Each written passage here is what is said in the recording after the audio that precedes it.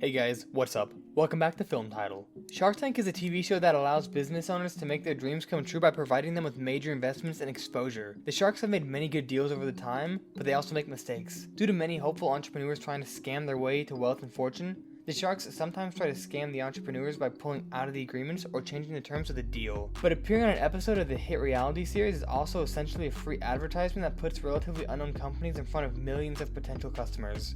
With that being said, let's take a look at the 10 scams featured on Shark Tank. Sweet balls. Fortunately for us, we didn't have the right partnership or we weren't able to raise the capital that we needed to help grow. The cakeball company founded by two young men from Dallas, James McDonald and Cole Egger. Together they pitched their company on Shark Tank and got $250,000 from Mark Cuban in exchange for 25%. But it turned out, the business partners didn't have a good relationship and got into a lawsuit after the show. Cole Egger made a non-negotiable offer to buy out the ownership from McDonald, which McDonald sued Egger for breach of conduct. Breathometer. We're at a local bar with some friends, having some champagne.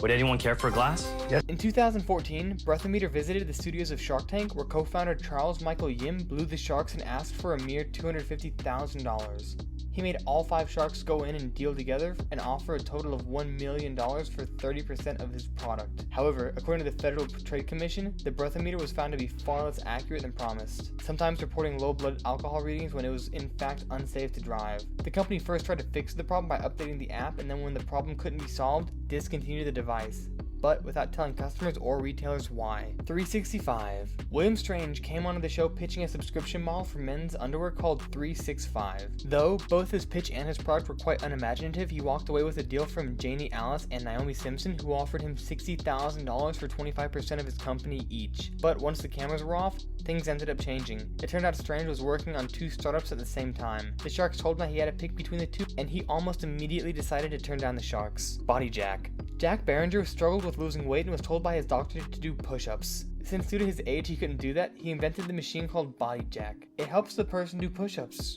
When he came on Shark Tank, Barbara Cottram and Kevin Harrington split the $180,000 investment for 50% equity that came under one condition. Barringer would have to lose 30 pounds before he would get a signed deal. He did $180,000 invested in his business, but it didn't have a happy ending. Toy Guru. All of our members obviously pay a monthly membership fee. We have plans that start at $35. Nikki Pope appeared on the Shark Tank show, hoping to get an investment from one of the Sharks in order to be able to grow her toy renting service called Toy Guru. The company called itself the Netflix of toys and allowed customers to rent toys for each month. The business seemed like a good idea since kids get tired of their toys quickly, and so Mark Cuban and Kevin O'Leary invested $200,000 for 35%. However, the company filed for bankruptcy a couple of years ago. There are signs of Toy Guru going bankrupt, especially after they posted a banner on their website claiming they couldn't take on any new members because of explosive growth, and officially closed in 2016. Eternova. We need partners that can help us get in front of consumers. Mark Cuban put his money behind the company called Eternova that claims to turn the ashes of deceased loved ones into diamonds, offering it $600,000 for a 9% stake. But according to a recent industry report and diamond expert and gemologist Grant Mobley, the company and its claims are totally deceitful. It was proved this company was nothing more than a scam, which was why investments had come from outside the jewelry industry. It turns out the company doesn't use ashes to manufacture diamonds, and the consumers are left with a synthetic diamond that has no value and no ties to the ashes of a loved one. High-con connector. Jeff Stroop noticed that attaching a standard fire hose to a fire hydrant takes up to 30 seconds, which is a lot of time during an emergency. So he invented the high-con connector, which takes 3 seconds or less. Mark Cuban was so inspired by the product that he invested $1.25 million into the company and a 3-year employment deal. However, the deal fell through. Jeff announced on Facebook that the investor's ego affected the negotiations. Revelites.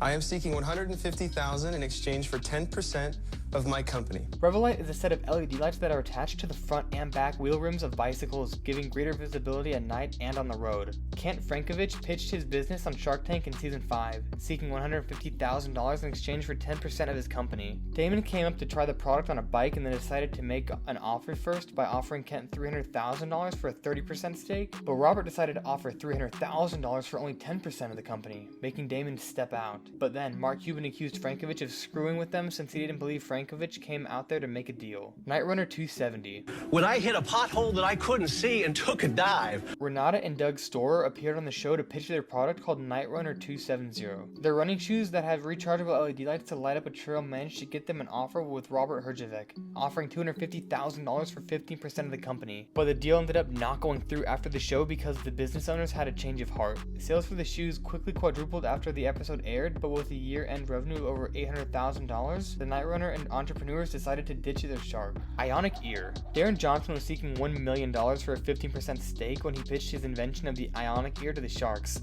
Since the Bluetooth earpiece was a must-have gadget at the time, Johnson decided to take it one step further, ensuring that you would never lose your earpiece by surgically implanting the device into the wearer's ear canal. Damon was quickly disturbed by this idea and gave Johnson one of the fastest timeouts in the history of the show. Robert and Kevin O'Leary did not waste much time before deciding against investing in Johnson's idea, stating that Johnson was somewhere between insanity and genius and possibly very far ahead of his time. This brings us to the end of our video. I hope you enjoyed it. Hit the like if you did and don't forget to subscribe to our channel so you don't miss any of our videos in the future. Also, watch the next two videos on your screen because I'm sure you're going to love them. And with that, I'll see you in the next video.